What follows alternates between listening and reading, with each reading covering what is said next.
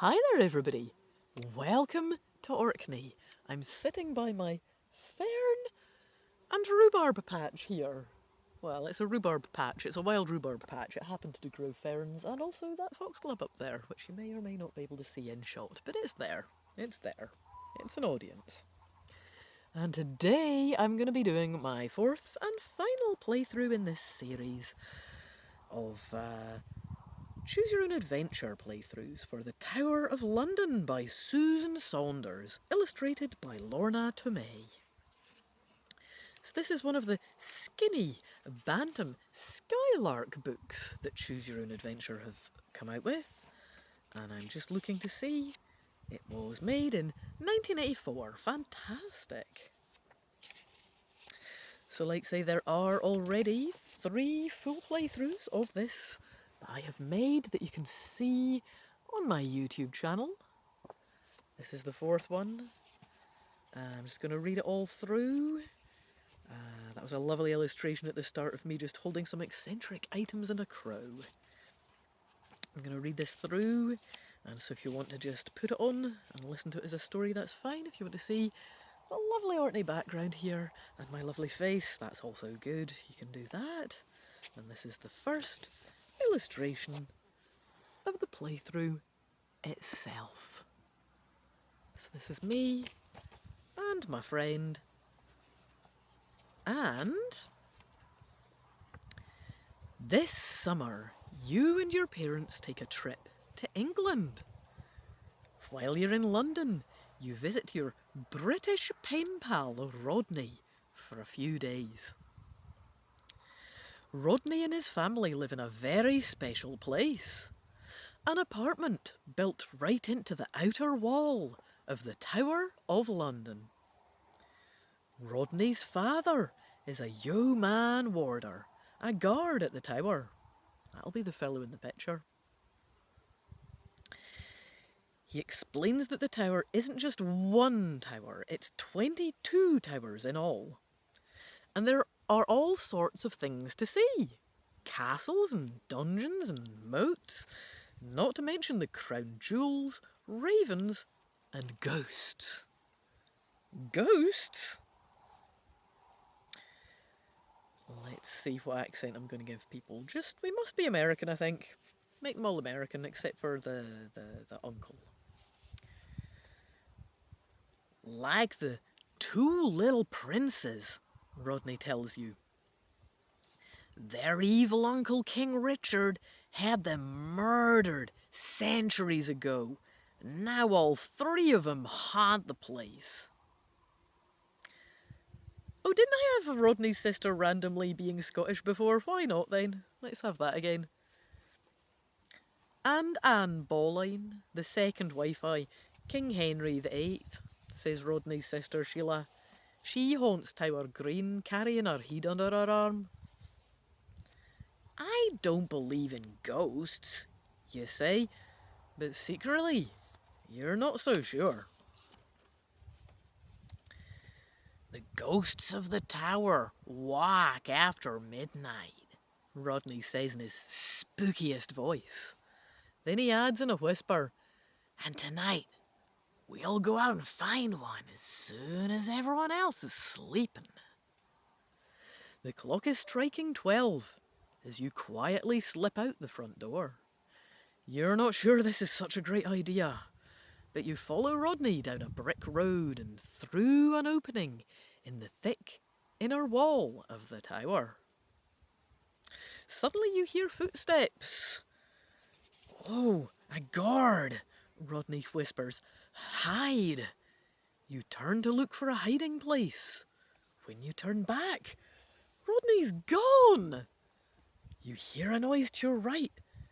Is Rodney behind those trees, or is that his shadow creeping along the stone wall? Yeah, that's a question, isn't it, eh? Also, my mate's done a runner, eh? Done a runner. Well, I'm going to follow the shadow. I'm going to be the hero this time. We're here for an adventure. Let's do it. The shadow on the wall beckons. That must be Rodney, you think, and you follow the shadow to a doorway and into a room. It's cold inside and so dark you can't see your hand in front of your face. "Where are you?" you whisper. "Here I am, my lad," a cruel voice croaks in your ear. "And here you will stay. This time, a gloved hand grabs the back of your neck. Dearie, dearie, dearie, dearie, dear. Right. Who are you?" you stutter. "You know very well who I am," the voice growls. "I'm your loving uncle, Richard." Richard? That's the name of the king who had the young princess murdered so long ago. Oh no, this must be the ghost of the evil King Richard, and he thinks you're one of his nephews. I mean, if you scream for help,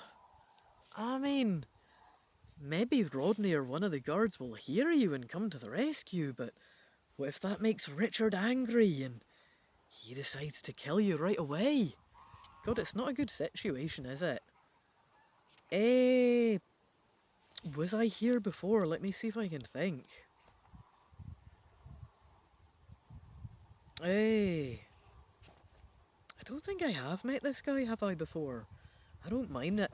I mean, I think staying here doesn't seem too good. I'm going to yell for help. Can't mind if I've been here before. Sorry if this is a repeat playthrough, but again, a yell for help, right? You take a deep breath and scream as loud as you can. Help! Something soft covers your head. Richard's cloak? Then everything goes black and you fall to the stone floor. The next thing you know, someone is shaking your shoulder. It's Rodney. "First you sound the alarm with your screaming," he says, "and then you take a nap? We have to get out of here before the guards arrive." "I saw a ghost," you begin. "There aren't any ghosts in this part of the tower," Rodney interrupts. "You must have been dreaming." He's right. You must have fallen asleep and dreamed the whole thing. Then how did you get to this room, though? Sleepwalking? Or, you'd like to think it over, but Rodney hurries you away. "Bloody Tower is a better place to look for ghosts," he says. "Or what about Tower Green?" Good question. Well, I think I might have been here before, and I think I might have gone with Bloody Tower because it sounded more gory and interesting. Let's back up and see what happens at Tower Green, eh?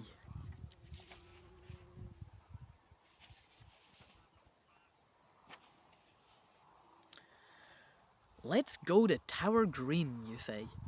Rodney leads you to a square of grass with a concrete slab in the middle. "That's where the executioner's black stood," he says in a low voice. "Grass won't grow there. Too much blood, I suppose." That gives you the creeps. "We're not gonna hang around here all night, are we?" Before Rodney can answer, you see a figure gliding towards you across the lawn. "Look," you say, pointing. Rodney looks, speechless. It's a woman in a long dress, but there's something very strange about her. As she comes closer, you see what it is. Her head isn't in the right place. It's under her arm. Is she a ghost? Rodney is certainly clear about what he thinks. "I'm getting out of here," he squeaks. Give you a wee peek at that too. Does look a bit ghosty, doesn't it? But I think I recognise this a piece, eh? Aye, well, I don't know. Did I stand my ground last time? I do remind this a piece. I'll maybe do a runner with my friend. I think I did stand my ground last time, didn't I? I'll go eke a ghost and run, right. "Wait for me," Rodney yells as you take off across Tower Green. You spot a tree and climb it faster than you have ever climbed in your life.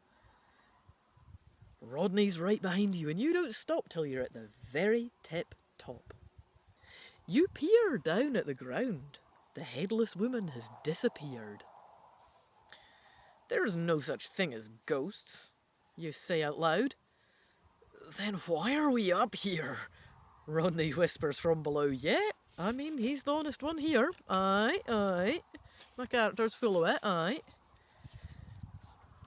The branch you're standing on creaks. Suddenly you realise how thin it is. You better not climb any higher, you warn Rodney. And it's true, look, there's these skinny wee branches we're on. I'm amazed they're holding us up at all. I wouldn't go higher, you know. Oh, you don't have to worry about that, Rodney answers. I'm not going anywhere. What do you mean? You ask. Remember what you said about not wanting to hang around here all night? Well, I'm afraid we're gonna have to. I'm stuck. Oh no, you say. That means I'm stuck above you. Are you sure you can't move? Quite sure, says Rodney. But there's one good thing. We've got a great view of the executioner's block. The end. Womp womp. Not the best ending, but that was a fun adventure. And this concludes my series of 4 full playthroughs of The Tower of London, a Bantam-Skylark choose-your-own-adventure book by Susan Saunders, illustrated by Lorna Tomei. I hope to see you for more playthroughs on my channel soon, or for more views of Orkney, whichever you're here for. No judgment. For now, though, I will say toodaloo the new to you. Bye-bye.